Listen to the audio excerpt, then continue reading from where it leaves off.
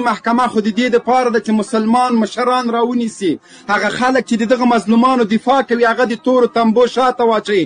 نړیواله محکمه دې په دغه میلیونونو مسلمانانو چې د دغه امریکانو په ایټم بمونو په باروتو باندې کباب شول، کوم مجرم یې تر اوسه پورې محکمه کړی؟ اوباما قاتل نه و، بوش قاتل نه و، کلینټن قاتل نه و، ټرمپ قاتل نه و، دغه جو بایډن قاتل نه ده، دغه د سیاسي ټول سرلښکري دا قاتلان نه دي. دغه اروپا کې د اروپا مشران زموږ وینې توی کړه، دا قاتلان نه دي. دا نړیواله محکمه ړنده ده. فهیم وردک صاحب خلک مه غلطوئ، نړیواله محکمه د دې په خاطر جوړه شوې ده چې تر څو ته یوه ښځې ته قمچینه واچوې، ته ظالم او مجرم یې.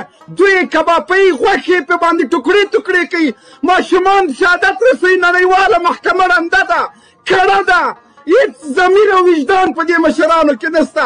نړیوالې محکمې دوستم د لومړی مرستیال جوړ کړه، د 12,000 پښتنو قاتل ده.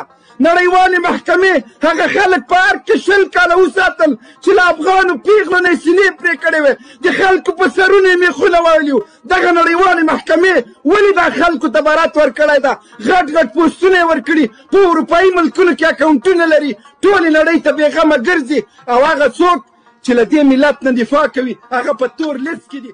دلته په وحشت سترګې پټوي. د یو مظلوم د غږ اوچتولو دپاره راغلی، مې چاته مې څه نه دي ویلي، خور او مور مې یادېږي.